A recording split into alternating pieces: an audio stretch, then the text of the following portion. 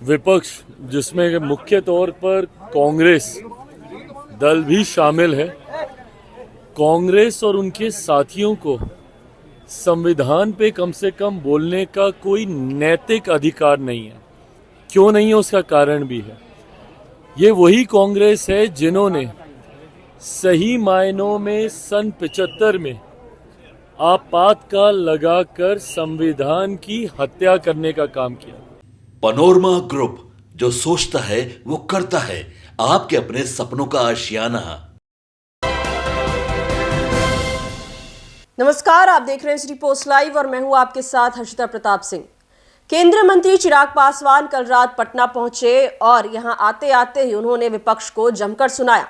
केवल विपक्ष ही नहीं, उन्होंने आनंद मोहन, जिनकी पत्नी लवली आनंद इस वक्त जेडीयू कोटे से सांसद हैं, उन पर भी जमकर निशाना साधा। दरअसल आनंद मोहन ने चिराग पासवान को लेकर एक बयान दे दिया था। यह कह दिया था कि चिराग पासवान ने एनडीए के अन्य उम्मीदवारों को चुनाव के वक्त दरकिनार करने की कोशिश की, दरकिनार करने का काम किया, जिसके बाद चिराग पासवान ने पलटवार किया और तीखा तंज कसा। यहां तक कहने लगे चिराग पासवान की मुख्यमंत्री नीतीश कुमार की कृपा के वजह से आनंद मोहन बाहर है, इसीलिए उन्हें ऐसी बयान नहीं देने चाहिए। जेल से बाहर अगर आनंद मोहन है तो वो केवल और केवल नीतीश कुमार के वजह से है। साथ ही साथ यहां तक कहा कि वो एक्टिव राजनीति में नहीं है, इसीलिए उनके बयान को लेकर वो ज्यादा कुछ कहना मुनासिब नहीं समझते हैं। वहीं दूसरी ओर विपक्ष पर भी जमकर निशाना साधा। तेजस्वी यादव, जैसा कि हमने आपको बताया, आरक्षण के मुद्दे को एक बार फिर उठा रहे हैं, आरक्षण का दायरा बढ़ाने की बात कह रहे हैं, जिसके बाद अब बवाल जारी है बिहार में। और चिराग पासवान ने भी तंज कसते हुए कह दिया कि जब इनकी खुद की सरकार थी तब इन्होंने ऐसा कुछ नहीं किया। संविधान का सम्मान विपक्ष के नेता नहीं करते हैं। काफी कुछ कहा चिराग पासवान ने अपने इस बयान में। हम आपको छोड़े जाते हैं उनके इस बयान के साथ। विपक्ष जिसमें मुख्य तौर पर कांग्रेस दल भी शामिल है, कांग्रेस और उनके साथियों को संविधान पे कम से कम बोलने का कोई नैतिक अधिकार नहीं है। क्यों नहीं है उसका कारण भी है। ये वही कांग्रेस है जिन्होंने सही मायनों में सन 75 में आपातकाल लगाकर संविधान की हत्या करने का काम किया। देश में अगर कभी समय के किसी कालखंड में अगर लोकतंत्र की हत्या की गई तो वो सन 75 में आपातकाल लगाकर कांग्रेस की ही सरकार के द्वारा की गई।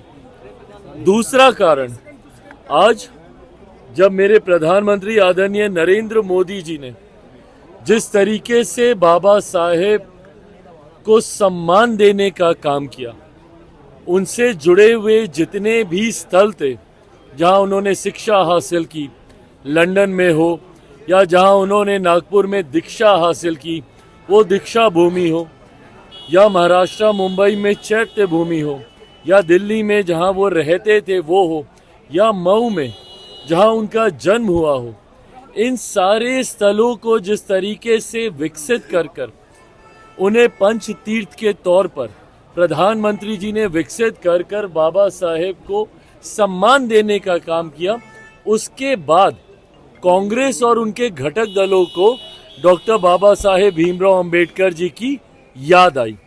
89 से पहले तक बाबा साहेब की एक तस्वीर तक भारत की संसद में नहीं थी।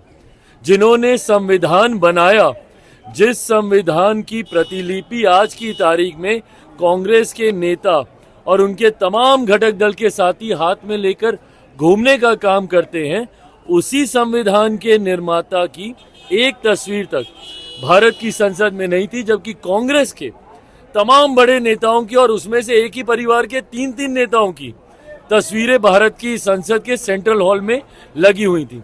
ये वही कांग्रेस पार्टी है जिन्होंने बाबा साहेब को हरवाने का काम किया, और आज इनको वही संविधान के निर्माता याद आते हैं, आज इनको वही संविधान याद आता है। हकीकत है, सिर्फ झूठ बोलना इनका काम है। लोकसभा चुनाव में भी इन्होंने झूठ बोला कि अगर नरेंद्र मोदी जी तीसरी बार देश के प्रधानमंत्री बनेंगे तो संविधान की हत्या हो जाएगी, आरक्षण खत्म कर दिया जाएगा, लोकतंत्र समाप्त कर दिया जाएगा। आज लगभग 6 महीने होने को आए। बताएं किसका आरक्षण छीन लिया गया, कहां का संविधान खत्म कर दिया गया, या कौन से लोकतंत्र की हत्या कर दी गई। सिर्फ झूठ बोलना कांग्रेस और इनके घटक दलों का काम है। और यही परिणाम, यही कारण है कि महाराष्ट्र जैसे राज्यों में जहां इनके बड़े से बड़े घटक दल एक साथ है, वहां पर इनकी इतनी बड़ी हार होती है। हरियाणा जैसे राज्यों में जहां एक तरफा इनको समर्थन मिलना चाहिए था, वहां इनकी बड़ी हार होती है। क्यों? क्योंकि धीरे धीरे जनता अब इनके झूठ को समझ गई है। इसीलिए आज संविधान दिवस, आज से पहले मुझे बताइए किसने मनाया था संविधान दिवस? जब तक नरेंद्र मोदी जी की केंद्र में सरकार नहीं आई थी, 26 नवंबर को कोई याद भी नहीं करता था, कोई जानता भी नहीं था। संविधान दिवस मनाना तो बहुत दूर की बात है, इन्होंने कभी इस दिवस का जिक्र तक नहीं किया।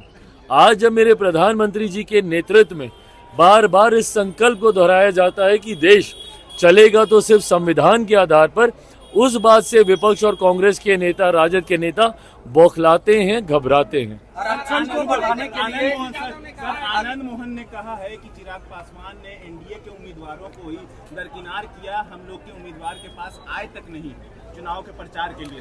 देखिए, पहली बात तो वो किसी राजनीतिक सक्रिय राजनीति से वो जुड़े हुए नहीं हैं। उनकी बात पे किसी प्रकार की प्रतिक्रिया देना कोई ज़रूरी नहीं है।